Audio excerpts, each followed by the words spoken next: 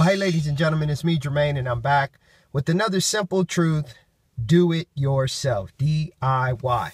Well, I'm back working on the Mercury Mountaineer, which is very compatible with the Ford Explorer. It's a 1997.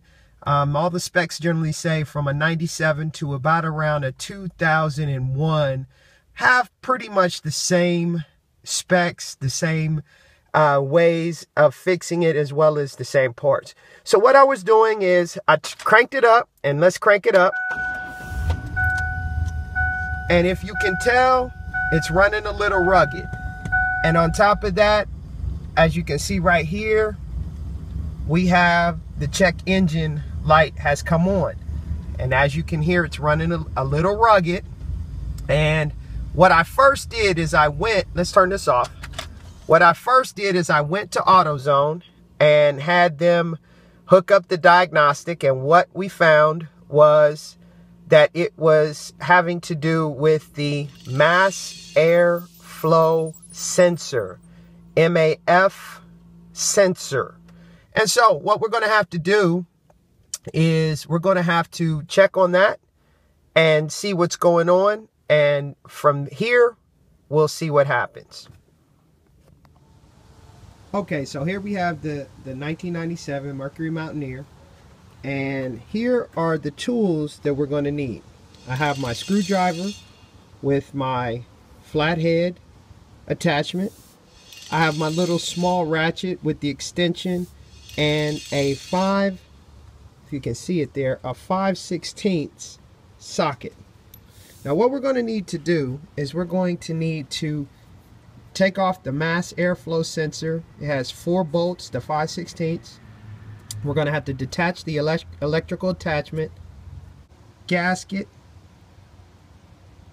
loosen the clamp, and then once we loosen the clamp, this whole attachment will come out. Normally what you would do is you would remove these 2 T20 screws, lift this out, but there's a problem with this screw here, this T20 screw. It is not, seems as if previous owner had this and put something in there that stripped it out.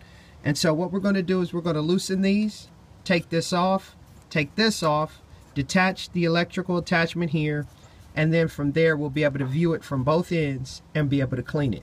So once it's removed, I'll be right back.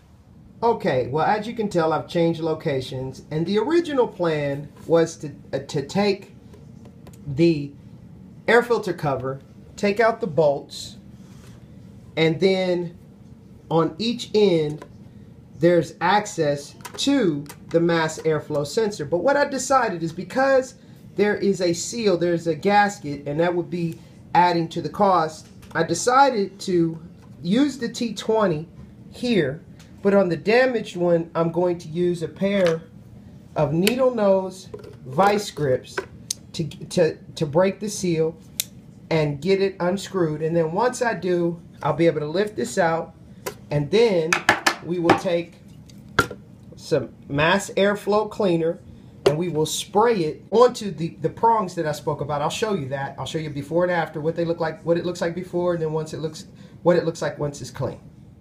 Okay, so here it is taken out, and as you can see, this is where it came from. Here is the actual mass airflow sensor, and as you can tell, there are the prongs that they talk about, and as you can see, these are what's going to need to be cleaned. Here are the screws I was telling you about. Here is the T20 screw that was fine, no problem with it, but here is the other one, and as you can see in the top, it is a bit damaged, so I had to use the needle nose pliers.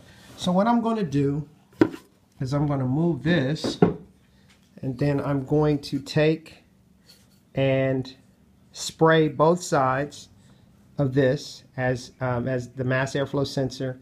And these are some very, very sensitive parts that are on here. I hope the focus is good on that. And we will clean those. Oh, you do not want to touch them. You want to just use the spray to clean it, as well as the instructions state do not even allow the straw to touch it. So we'll clean that and continue on the mission to trying to solve the mass airflow sensor situation. Now here we are. The instructions tell us to give it about 10 to 15 sprays. And what I'm going to do is I want to do that. So here we go.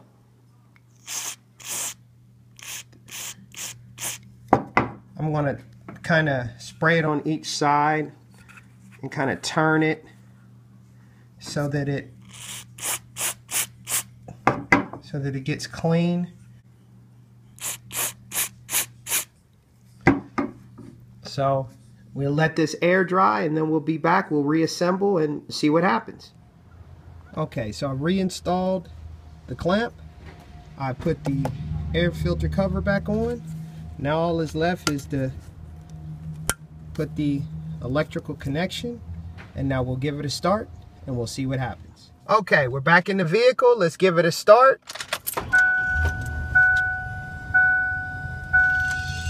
Voila, there it is.